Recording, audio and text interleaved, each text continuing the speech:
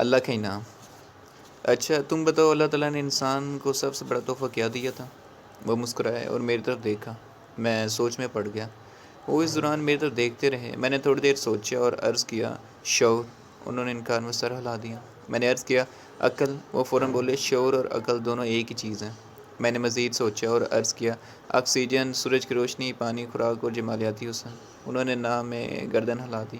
میں نے عرض کیا، تعمیر کا فن۔ انسان کائنات کی واحد مخلوق ہے جو پتھروں کو ہیروں کی شکل دے سکتی ہے، جو مٹی کا محل بنا سکتا ہے اور جو ریت کے ذروں کو شیشے میں ڈال سکتا ہے۔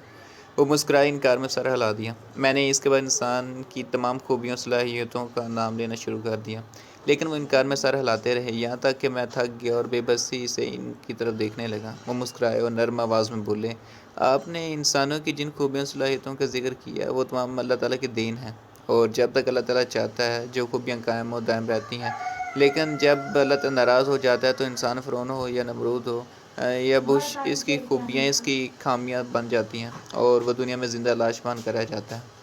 میں خاموشی سے سننے لگا۔ وہ بولے، میں آپ کو اب تک اس سب سے بڑے تحفے کے بارے میں بتاتا ہوں جو اللہ تعالیٰ نے انسان کو عطا کیا۔ میں ہمتاً گوش ہو گیا۔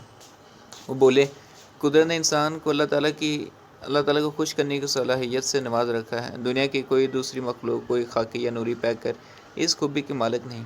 میں نے حیرت سے پوچھا، جناب میں آپ کی بات نہیں سمجھا۔ وہ بولے، مثلا تم چاند کو لے لو۔ اللہ تعالیٰ نے جب کائنات بنائی تو اس نے چاند میں پروگرام فٹ کر دیا، اور چاند اب اس پروگرام کے تحت چمک رہا ہے، اور جب تک قدرت پروگرام نہیں بدلے گی یہ چاند اس طرح چمکتا رہے گا۔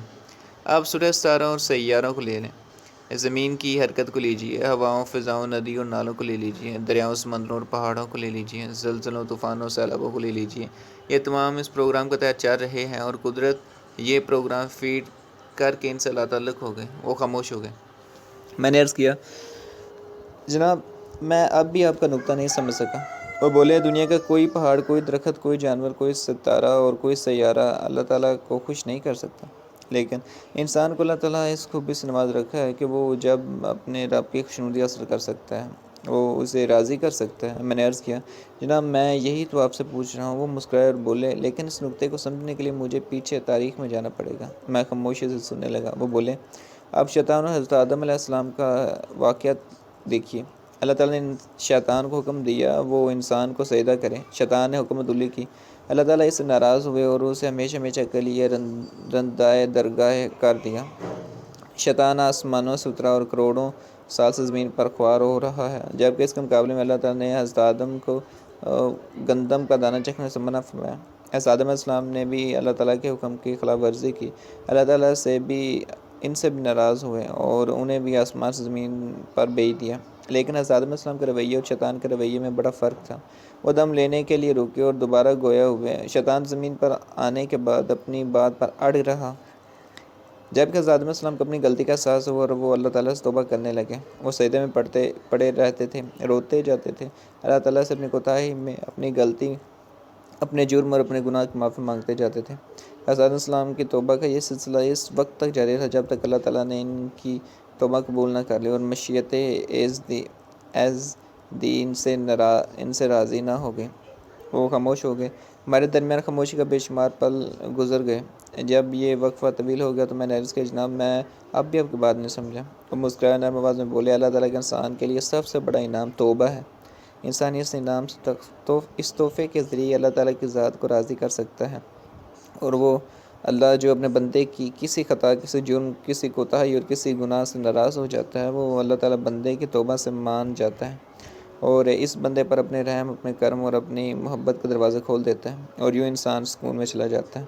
وہ رکے اور دوبارہ بولے، جب تک انسان کو اللہ کی محبت، کرم اور رحم نصیب نہیں ہوتا، اس وقت تک انسان سکون، آرام، چین، خوشی اور مسرت حاصل نہیں کر سکتا۔ خوشی، خوشحالی اور سکون اللہ کی رضامندی سے منسلک ہے، اور جو شخص، جو قوم اور جو طبقہ اللہ تعالیٰ کی رضامندی سے محروم ہو جاتا ہے، اس کا سکون، خوشی اور خوشحالی چھن جاتی ہے۔ چنانچہ جب بھی انسان کی رزق تنگ ہو جائے، اس کا دل مسرت اور خوشی سے خالی ہو جائے، وہ چین اور سکون سے محروم ہو جائے اور اس زندگی میں ایک تپش، ڈپریشن اور ٹینشن کا احساس ہو، تو اسے چاہیے وہ اللہ تعالیٰ کا حضور جھک جائے، وہ کثرت سے توبہ کرے اور وہ اللہ تعالیٰ کو راضی کرے۔ میں خاموش رہا۔ وہ بولے، یہ سکون اور ایک نسخہ ہے۔ سکون کا دوسرا نسخہ معافی ہے۔ ہم لوگ دن میں اوسطاً 100 سے 300 تک غلطیاں کرتے ہیں۔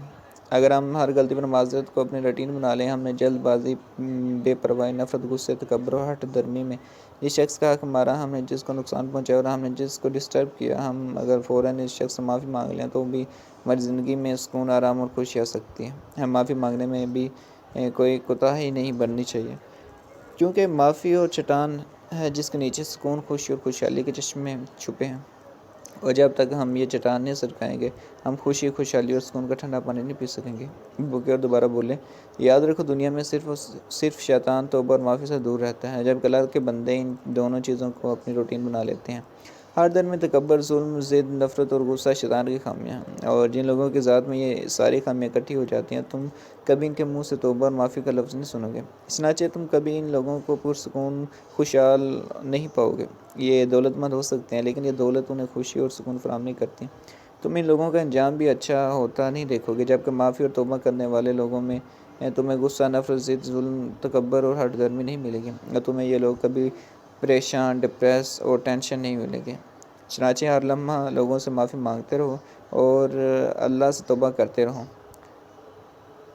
تمہاری زندگی سے کبھی سکون، خوشی اور خوشحالی کم نہیں ہوگی، وہ خاموش ہو گئے۔ میں نے ان کے گھٹنے چھوئے اور باہر آ گیا۔